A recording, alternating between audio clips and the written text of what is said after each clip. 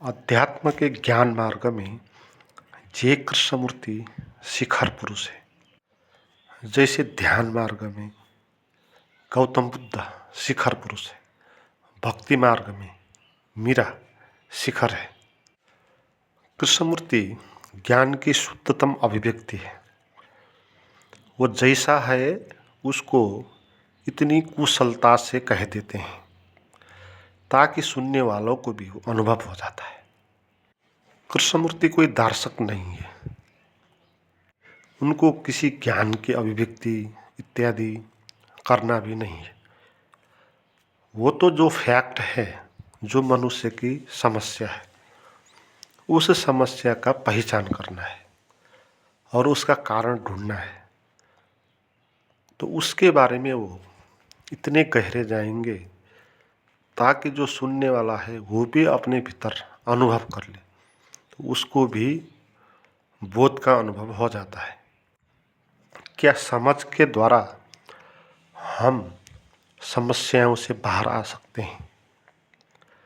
अगर समझ के द्वारा हम बाहर आ सकते हैं समस्याओं से, तो वो समझ कृष्णमूर्ति बताते हैं। उस समझ को हम कह सकते हैं एक विस्फोटक है। कृष्णमूर्ति का जो 3 फ्रेज है जो वो कहते हैं, ऑब्जर्वर इज द ऑब्जर्व या थिंकर इज द थॉट या चॉइसलेस अवेयरनेस, वो अध्यात्म में विस्फोटक वाक्य है। ये वाक्य ऑब्जर्वर इज द ऑब्जर्वर या थिंकर इज थॉट, इसको आप समझ लें तो समझने को कुछ नहीं बचेगा, सभी कुछ समझ में आपको आ जाएगा। मगर आपको कृष्णमूर्ति के साथ यात्रा करना होगा।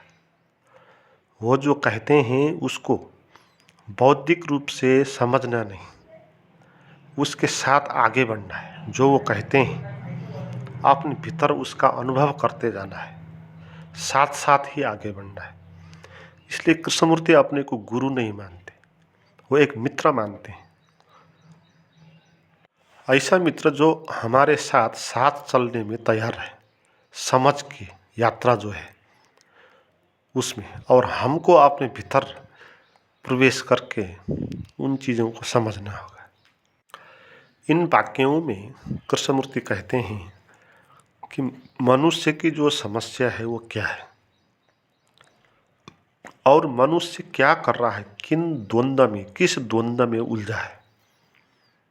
वो कहेंगे जिसको हम समस्या कहते हैं, उसमें जो समस्या अनुभव कर रहा है वो, और जिसको वो समस्या हो रही है वो समस्या, ये दो बात जब हम अलग अलग सोचते हैं, अलग अलग मानते हैं, हम मानते हैं हम विचार करने वाले हैं, विचारक, और हमारे मन में विचार चलते हैं, तो वो विचार, तो हमें इन विचारों को कंट्रोल कर देंगे।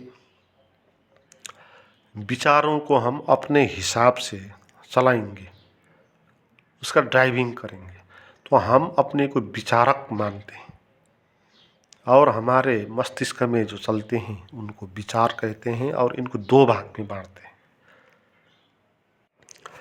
तो वहाँ पर वो ये कहते हैं कि हमने भ्रम से चीज़ों को 2 भाग में बांट दिया। 2 भाग में बांटने के कारण हम अब एक भाग से दूसरे भाग के बीच संघर्ष कर रहे हैं, और एक भाग दूसरे भाग के कारण भाग रहा है।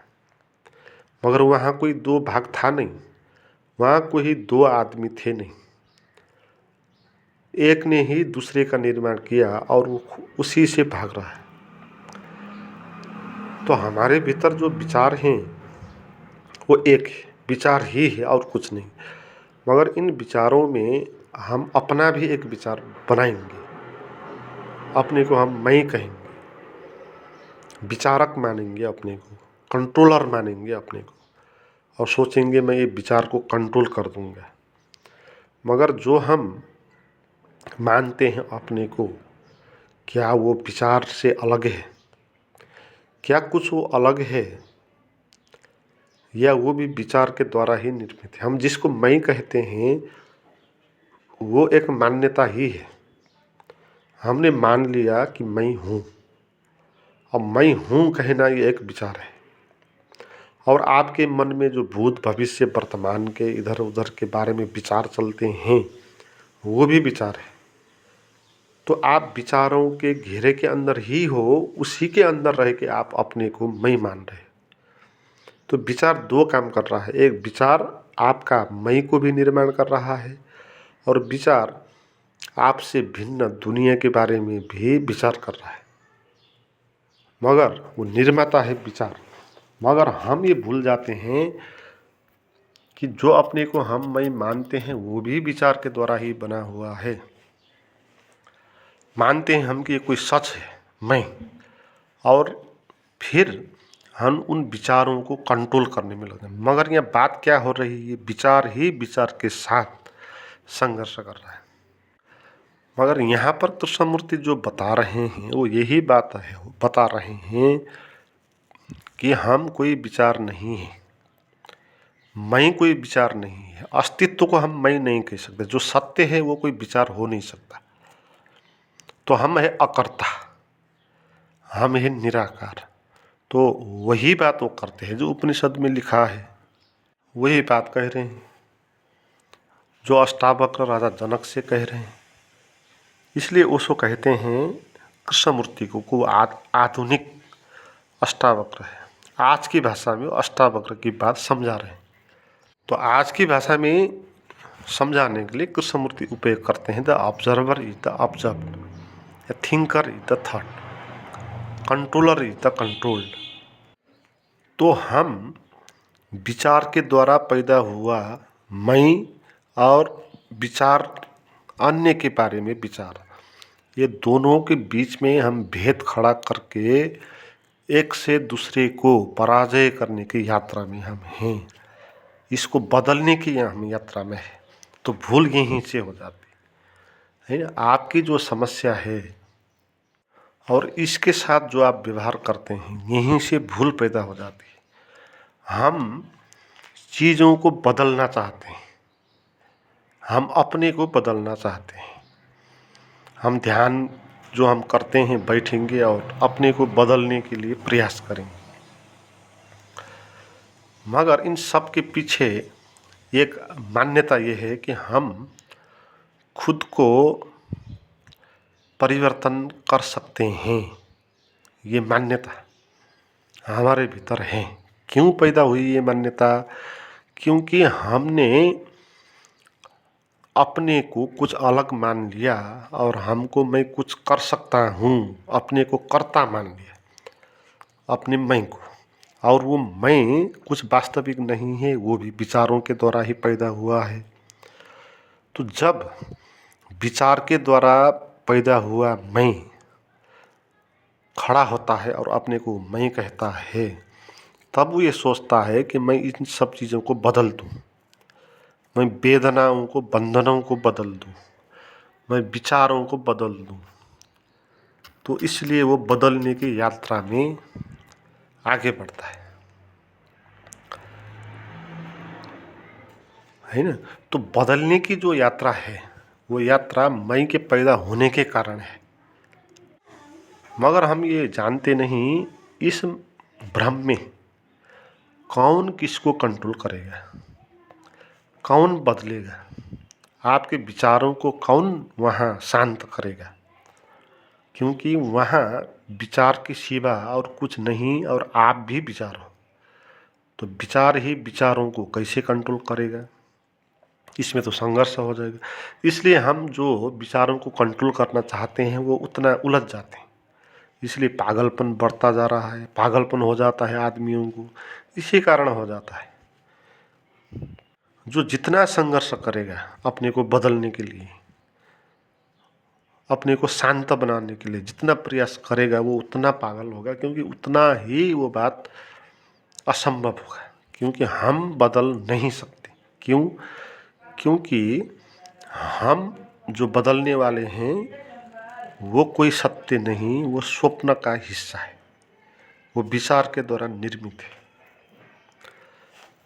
जैसे रात में आपने जो स्वप्न देखा है, उसमें भी आपने अपने को भी अनुभव किया, दुनिया को भी अनुभव किया, है ना। तो आप भी होते हो वहाँ और संसार भी होता है, दो वहाँ भी हो जाता है स्वप्न में। और आप जो अपने को मानते हो स्वप्न में, वो वास्तविक तो नहीं होता। जब आप जाग जाते हो तो वो मैं तो वहाँ नहीं होता है, मगर फिर भी आप अपने को स्वप्न में मैं मानते हो और आप भयभीत हो जाते हो और चीज़ों के साथ आप संघर्ष करते हो। जहाँ मैं खड़ा होगा वहाँ संघर्ष होगा, तो स्वप्न में भी संघर्ष चलेगा। मगर स्वप्न का मैं भी झूठ है और स्वप्न में जो दिखाई पड़ा दूसरे के बारे में वो भी सब झूठ है। सभी कुछ स्वप्न के अंतर्गत है। तो ऐसे ही हमारे माइंड में सभी कुछ विचार होते हैं, मैं का भाव भी विचार ही होता है। इसलिए अपने विचारों को कंट्रोल करने के लिए, अपने को बदलने के लिए जो हम प्रयास करेंगे उससे हम बाहर आ नहीं पाएंगे, क्योंकि उसमें ये भ्रम बना ही रहेगा आपको कि आप कुछ अलग हो विचारों से। मगर जिसको ये बात समझ आएगी, जिस जीवन को मैं परिवर्तन करना चाहता हूँ, जिन विचारों को मैं कंट्रोल करना चाहता हूँ, जिन अशांति से मैं बाहर आना चाहता हूँ, मैं कुछ वहाँ हूँ नहीं, मैं भी एक अशांत हूँ। हम अशांति से बाहर कुछ अलग होते नहीं। जो हमारे मन में चलता है हम वही हो जाते हैं, कोई और मैं जैसा केंद्र हमारे भीतर होता नहीं। इसलिए ये फैक्ट है, मैं मान्यताओं से पैदा हुआ है। जहाँ कुछ सत्य नहीं है वहाँ आपने मान लिया, कल्पना कर लिया। जैसे लोग कहते हैं कि भगवान है, कल्पना कर लिया, वहाँ देखा नहीं, वहाँ कुछ है नहीं।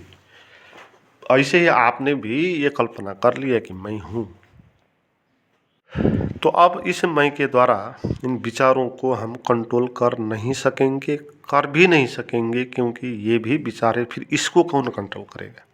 ये सब विचार का खेल है। आप विचारों को कंट्रोल करेंगे और आपको कौन कंट्रोल करेगा फिर? क्योंकि आपका होना ही अशांति है, आपका होना ही विचार है। तो ये बात समझने के कारण लाभ आपको ये होगा, ये बहुत बड़ा लाभ है और बहुत बड़ी क्रांति हो सकती है यहाँ से जीवन में, कि आप अपने बंधनों को, अपने अनुभवों को, संवेदनाओं को, विचारों को बदलने का प्रयास ही नहीं करेंगे। क्योंकि कौन बदलेगा? जो बदलने वाला है वो भी एक विचार है।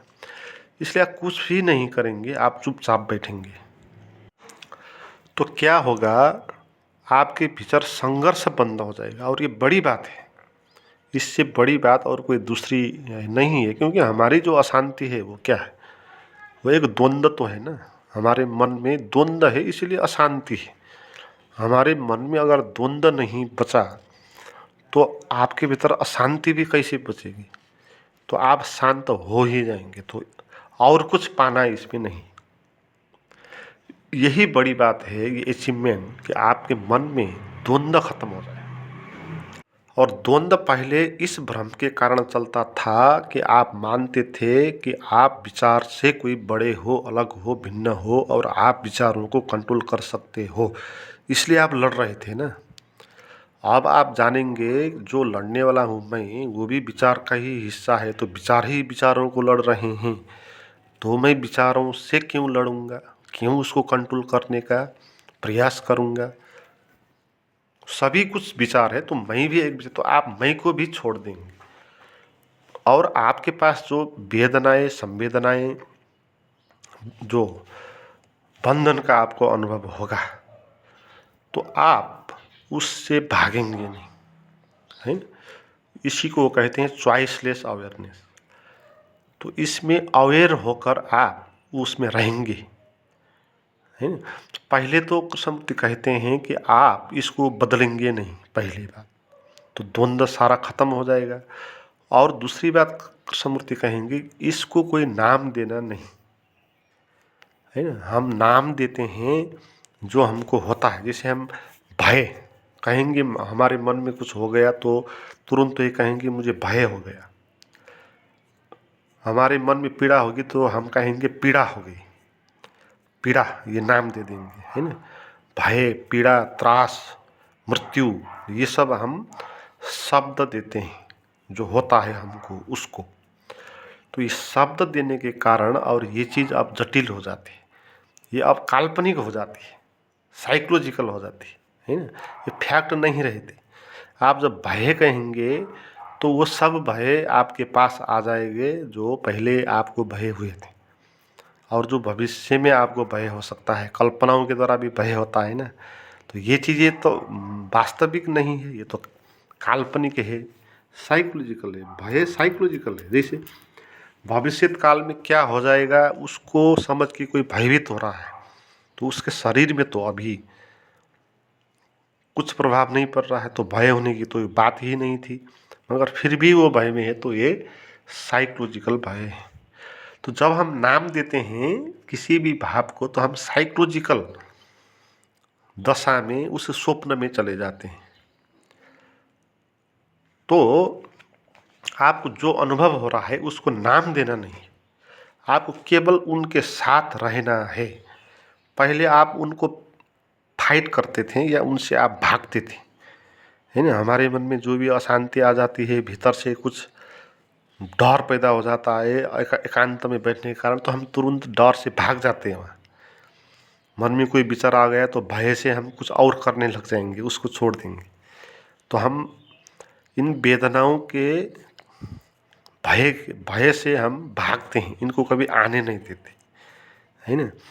और दूसरी बात ये करते हैं, हम इसको कंट्रोल करना चाहते, जब ये आए तो इनको दबा दो, कोई अच्छा सोचने लग जाओ, ध्यान करने लग जाओ, या कोई ऐसी बात समझने लग जाओ, किसी भगवान का नाम ले लो, किसी गुरु का नाम ले लो, तो वहाँ उसके साथ राजी होकर हम रहते नहीं। तो नाम देना ही हमको मुश्किल में डाल देता है। तो हम नाम देते हैं तो साइकोलॉजिकल भय में चले जाते हैं, और इस कारण हम मानते हैं वो बड़ा है, वो मुझे खा जाएगा, और हम वहाँ से भागते हैं। तो हम अपने ही इमोशन से भाग रहे होते हैं। और दूसरा हम ये करते हैं, क्योंकि हम भाग तो जा नहीं सकते, है ना। जहाँ भी भाग कर जाओ आप, अभी तो आप भाग कर जाएंगे, बाद में तो फिर ये आ जाएगा। अकेले जब आप रहेंगे तो आ जाएगा। अभी तो आप यहाँ से भाग के अपने मित्र के साथ टाइम पास करके आए हो, मगर जब अकेले रहेंगे तो फिर वो आ जाएगा। तो हम फिर ये करते हैं, उसको दबाने में लग जाते हैं। जब वो भाव आ जाए तो कुछ अच्छा सोचेंगे, कुछ करेंगे, है ना, कुछ मनोरंजन करने लग जाएंगे,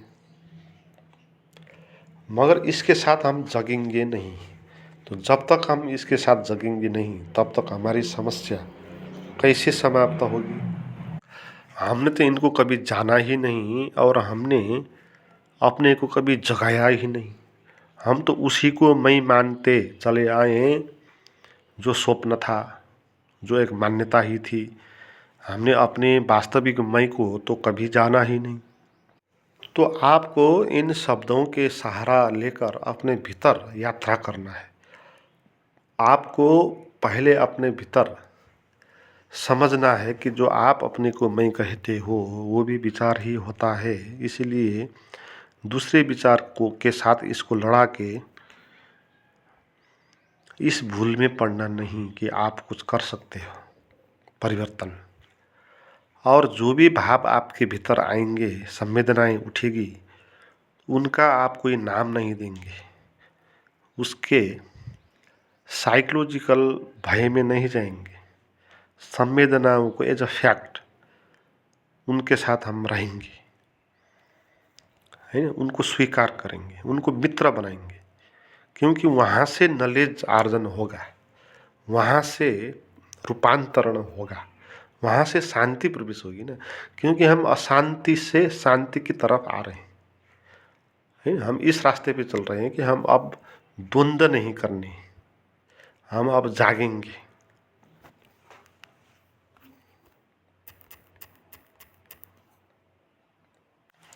तो कृष्णमूर्ति कहेंगे फिर चॉइसलेस अवेयरनेस।